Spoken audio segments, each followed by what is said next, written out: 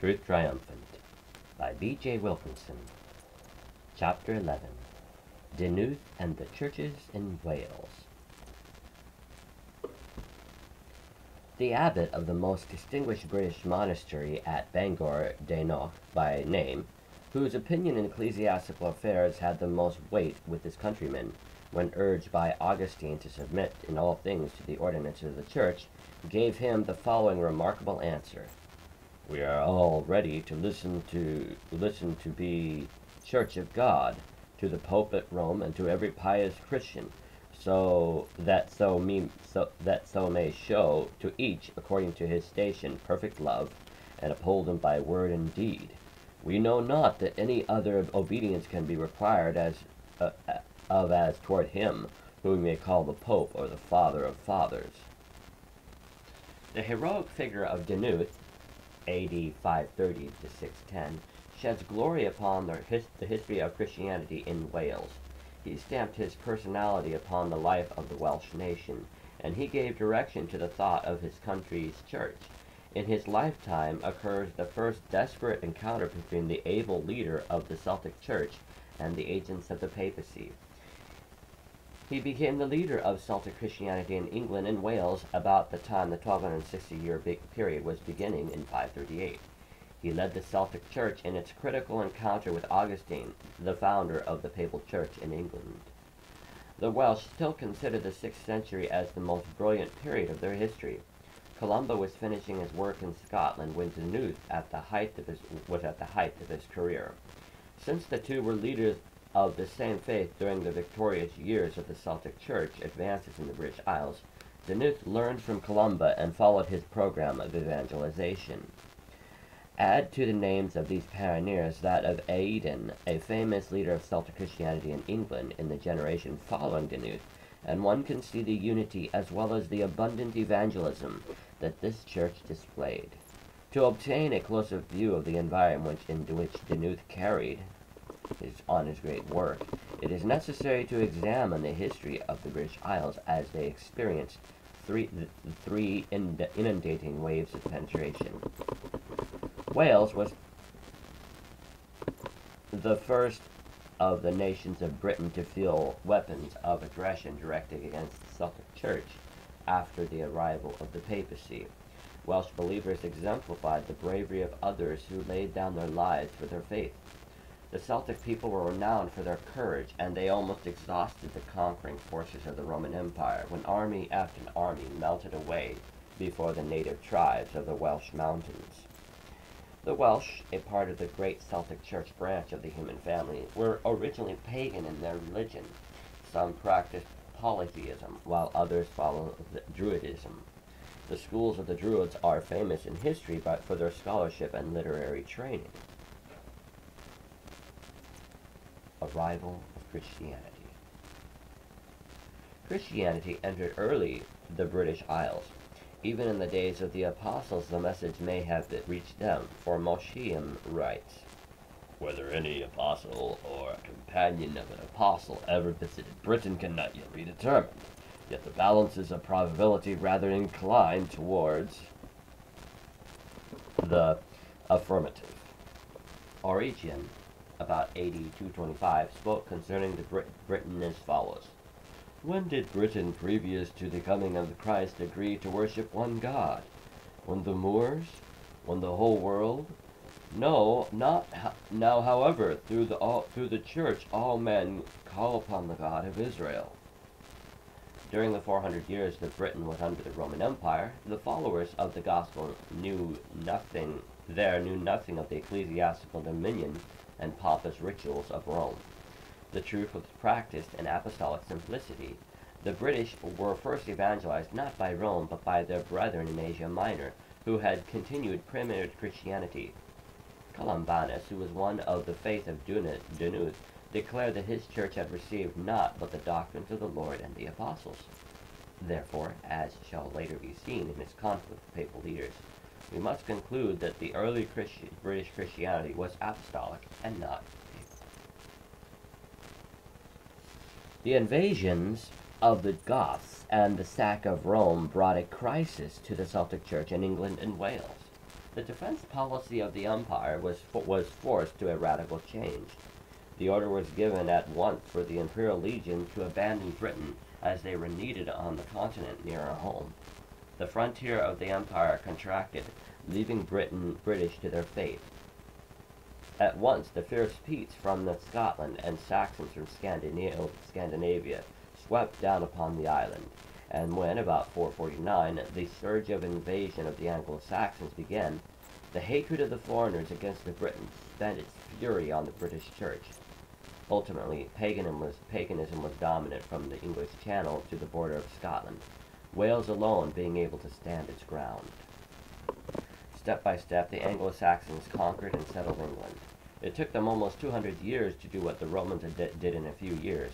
Never was there a more noble, sacrificing, and persistent resistance to the despoilers. The overrunning of Italy and Spain was a migrating movement, but England was won only inch by inch and foot by foot. The defenders were farmers and herdsmen as well as fighters, but the pagan invaders took their lands. Christian churches were demolished or replaced by heathen temples. During all these conflicts in England, however, Celtic Christianity was expanding and growing stronger in Ireland, Scotland, and Wales. While the pagan Anglo-Saxons were pressing the Celtic Church back to Wales, a revolution had begun to take place in France, which would ultimately affect Christianity throughout Great Britain. The pagan Franks, coveting the rich lands in southern France possessed by the Christian Visigoths, underwent a political conversion to Rome, strongly supported by the Bishop of Rome and the Roman Emperor. The Franks conquered the Visigoths in 508. This made the new faith dominant in France and foreshadowed a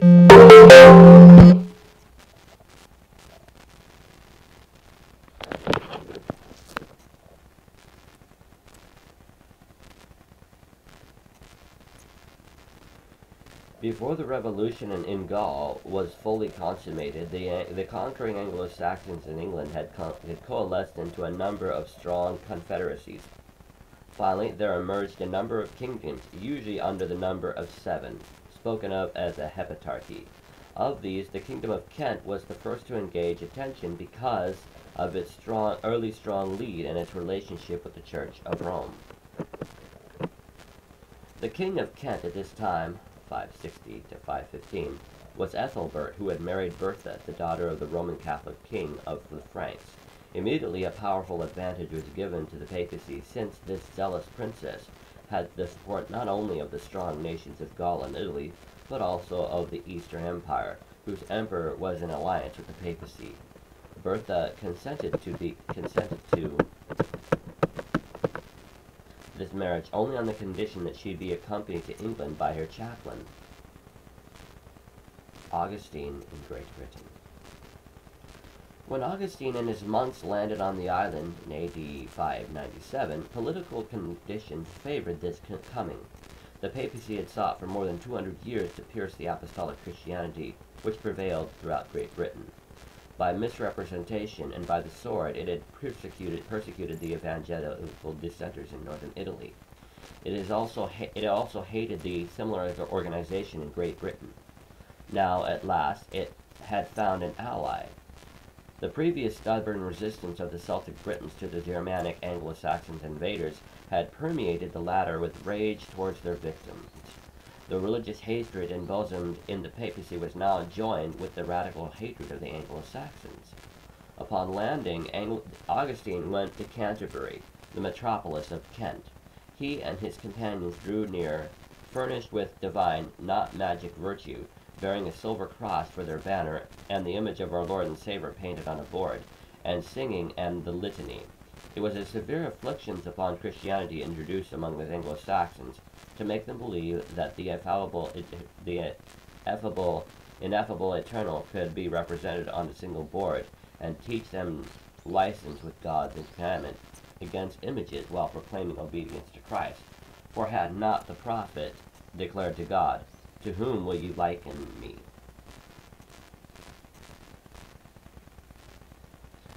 These newcomers were given permission to teach openly, to repair and to reopen churches which pagan Anglo-Saxons had destroyed.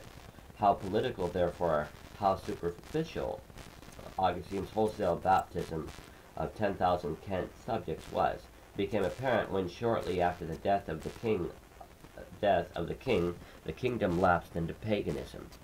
Due probably to the influence of Augustine, a revision of the old laws had been made, which an ordinary penalty was prescribed for offenses against ordinary citizens, a ninefold penalty for an offense against the king, but an 11-fold penalty for an offense against a bishop, and a 12-fold penalty for an offense against a church building.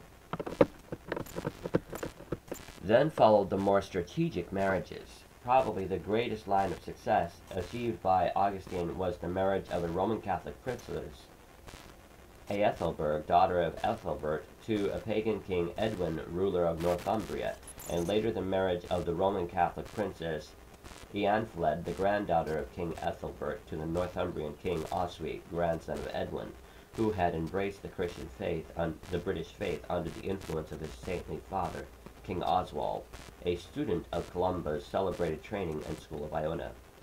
These three, Bertha, Aethelbert, and Eanfled, represented Rome's policy of marrying Catholic princesses to a ruler of the country whose faith was to be overthrown. Of these three, Eanfled had the most influence, as is related later, when she turned away the heart of her husband, King Oswy of Northumbria, from following the Celtic Christian Church after he, for 10 years as king, had walked in the footsteps of his noble father.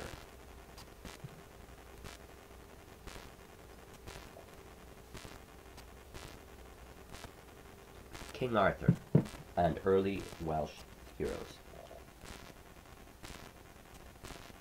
One name around which romance has built a voluminous literature is that of King Arthur, the Welsh hero.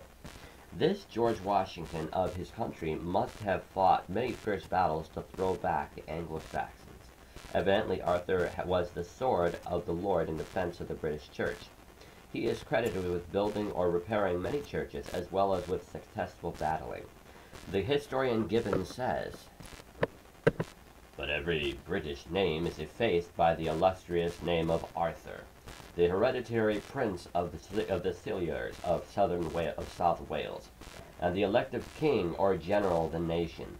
According to the most rational account, he defeated in 12 successive battles the Angles of the north and the Saxons of the west. But the declining age of this hero was embittered by the popular ingratitude and domestic misfortune." The splendid growth of the Celtic Church during the period which elapsed between the time of King Arthur and the landing of Augustine brought serious misgivings to the Papal Church. Dr. E. A. Ebrard says of Pope Gregory I, "A Rome-free British-Irish Church, and the mission in the hands of the British Isles already existed. He invested Augustine with the jurisdiction over all bishops and of the British Church." The fact that Pope Gregory commissioned Augustine to be Archbishop over British bishops, as well as Roman Catholics, proves that the pontiff planned the extinction of the Celtic Church. Augustine influenced King Ethelbert of Kent to summon the Celtic teachers from the nearest provinces of the Britons to Augustine's Oak, a place probably located on the banks of the Severn. The summons was sent to the famous Catholic training school at Bangor in Wales. Biddy relates that the large enrollment of ministerial students at this college necessitated its being separated into 7 divisions, with a dean over each. None of the different parts contained less than 300 men, all of whom lived by the labor of their hands. Dinooth, as president of his college, would, according to the organization of the Celtic Church in that period, be supreme director over the other churches in Wales. If Dinooth would attend the proposed conference, Augustine would have the opportunity to encounter a learned representative of the early British Christianity. To Augustine's Oak, therefore, came the delegations of doctors or teachers from Bangor, Wales, which the college might have looked upon as which college might be looked upon as the ecclesiastical center of the Britons. The Roman Catholics began by accusing the Celtic pastors of doing many things against the unity of the Church. Augustine requested of them to abandon their method of keeping Easter to preserve abandon their method of keeping Easter to preserve the Catholic unity, and to undertake in common the preaching of the gospel to the pagans. A long disputation followed. It was clearly evident to those pastors whose church had an origin independent of the papacy, and had never had any connection with Rome, that the unity demanded of them meant the loss of their identity. They refused to be swayed by the exhortations and rebukes of Augustine and his companions. They gave answer that it was their preference to follow their own Christian practices. The Britons promptly declared that they would not depart from their ancient customs without consent and leave of their people. Therefore, a second conference was arranged. Second Conference on Church Doctrine. To this second meeting came 7 bishops, as Beebe calls them, and many learned men of the Britons. Before these delegates left for the conference, they visited one of their ancient men, noted for his sanctity and wisdom, to ask his advice.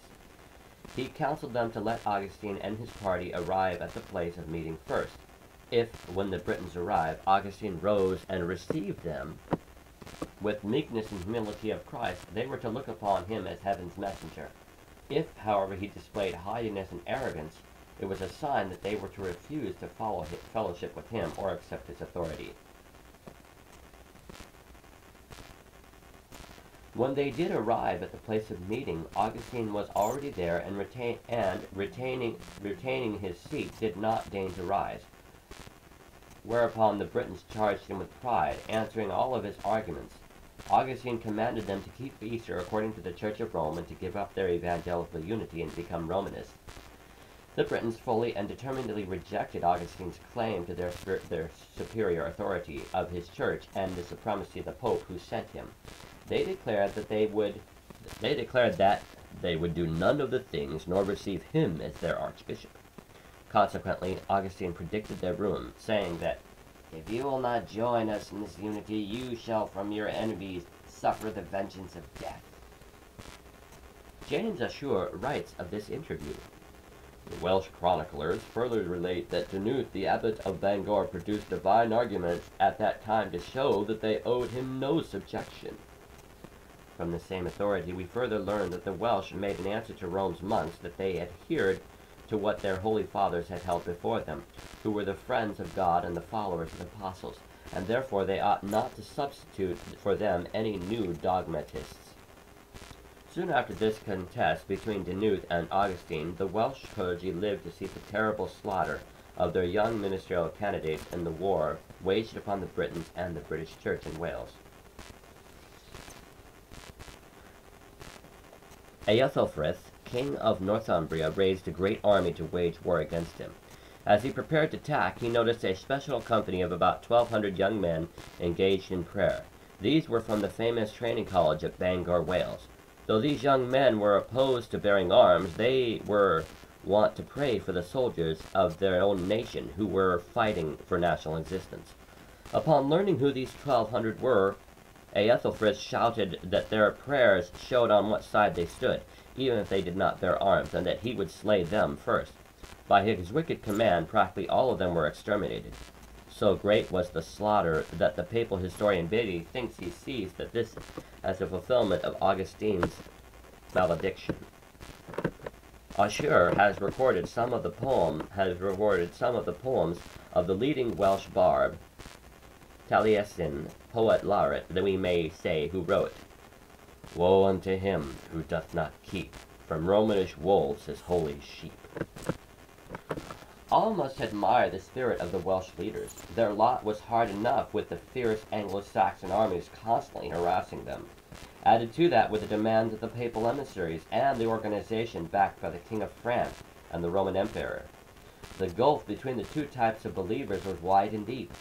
This same Pope Gregory, who sent Augustine to Britain, had issued a bull declaring that the creeds of the first 4 general councils of the Church were the equal inspiration with the Gospels.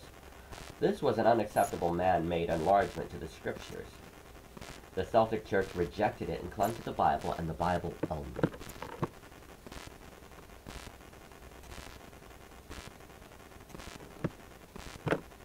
In the second place, the Welsh would not accept what Augustine did in Kent. On the advice of Gregory, he proceeded to sanctify, not abolish, the idolatrous festivals he found there. It was the practice of the apostles and their immediate successors, whenever possible, to abolish pagan sacrifices, which they declared were sacrifices to devils. Images of no kind were permitted in church primitive Christianity during the first 300 years. Then, the pressure to accept the supremacy of a foreign Italian bishop as ordained of God to be the universal head of the church by virtue of apostolic succession was offensive to the Welsh church, which had received in faith its direct descent from the apostles.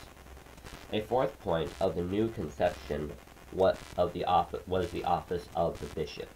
The Celtic Church retained the original understanding of the New Testament that a bishop was a pastor over a church, a presbyter, and not a spiritual overlord who held his authority from a superior in the Roman Catholic hierarchy. A fifth reason for the difference between the Welsh Church and the papacy was the increasing demand by Rome for celibacy of the clergy. The church in the wilderness always maintained the original God-given freedom of its officers to marry. At times when dangers, exposure, and travel were the lot of the missionaries, they chose the single life. These cases were the exception and certainly never made the sine qua non of entrance into the ministry. The papacy, even in the days of its greatest power, was never able to force celibacy onto the Welsh clergy, though she made many attempts to accomplish it. Then came the controversy over the Sabbath. The historian A.C. Flick says that the Celtic Church observed the seventh day as the Sabbath. The believers resented the effort to stigmatize them as Judaizers because they conscientiously believed the seventh-day Sabbath and the fourth commandment to be still binding. Moreover, this same Pope Gregory had issued an official pronouncement against a section of the city of Rome itself because the Christian believers there rested and worshipped on the Sabbath. When the facts reveal at this time, the 7th century, there were still more Christian churches throughout the world sanctifying the seventh day, the day which God has sanctified in the fourth commandment, the Decalogue, rather than Sunday. We can fully understand those apostolic churches that refused to worship on another day. There is much evidence that the Sabbath prevailed in Wales universally until A.D. 1115, when the first Roman bishop was seated at St. David's. The old Welsh Sabbath-keeping churches did not even then altogether bow the knee to Rome, but fled to their hiding places, where the ordinances of the gospel to this day have been administered in their primitive mode without being adulterated by the corrupt Church of Rome. The Welsh and the Papists, led by Augustine, disagreed. The Welsh Church continued independent. Nothing would ever now satisfy Rome but the obliteration of the Celtic Church. The change came when William the Conqueror landed in England with his Norman warriors and overthrew the Anglo-Saxon power. Here is truly an interesting parallel. When the Franks, still pagans, crossed the Rhine River to overthrow Gaul, the papacy cooperated with the new pagan tribes, relying upon her great alliance with the Eastern Emperor, so to influence the invaders that, in ruining Gaul, they would also ruin the Celtic Church. And such came to pass as we present later in studying the widespread work in Europe of the Celtic missionaries from Ireland and Scotland. Likewise, William the Conqueror had the full assurance of help from the Pope, and the understanding that he would have this continued support on condition that the Celtic Church must go. It is sad to follow step by step the policy pursued to displace the Celtic Church in Wales. One is thrilled by the spirit of independency and fidelity of the apostolic truths, which was shown by its members in the following centuries. Dinooth is a type of the splendid leadership given the native church. Had the entire conflict come immediately after the William the Conqueror landed, instead of prolonged wearing away, undoubtedly the early Celtic Church would still be there. Little by little, however, by intrigue, by flatteries, by threats, supported at every turn by England's armed power, and seconded by the strong papal influences of Italy and France, the papal clergy succeeded after 7th century of obtaining the mastery. Steps in subjection. In analyzing the different steps in securing this subjection, we might present them as follows. First, some of the Celtic clergy were persuaded to seek ordination from the papal primate of England, the Archbishop of Canterbury. Second, the Bishop of England assumed the power to nominate the clergy of Wales. Thirdly, England, by right of conquest succeeding certain wars, claimed definite pieces of territory within Wales, within the Welsh realm, in which he built a Catholic monastery and set over a community a Catholic bishop. Fourthly, whenever a Norman bishop was placed in Wales, he astutely followed the policy of claiming the lands belonging to any nearby landed noble who owned unpaid revenues. Fifthly, continued efforts were made by the papal clergy of England to drive a wedge between the Catholic clergy in Wales and the Welsh princes. Sixthly, as this went on, they had persuaded the Welsh princes that it was to their advantage to divorce their interests from those of the native church. Seventhly, when a sufficient number of papal clergy had gained a foothold in Wales, they began to hold regional synods or conventions. Eighthly, another step in advance was made when the native clergy submitted in a tour of visitation by a Catholic bishop. A new turn of affairs came with the victories of King Edward I. This aggressive warrior, who overthrew Sir William Wallace of Scotland, as well as Prince Llewellyn of Wales, asserted his claim to be the head of the Welsh Church, and also to be the sovereign lord over Wales. By statutory legislation, he declared that English law should now be the code of procedure wherever the Crown had visited the states in Wales. In other territories, he was willing that the old Celtic ecclesiastical measures should prevail in the church, while English civil law ruled in secular matters.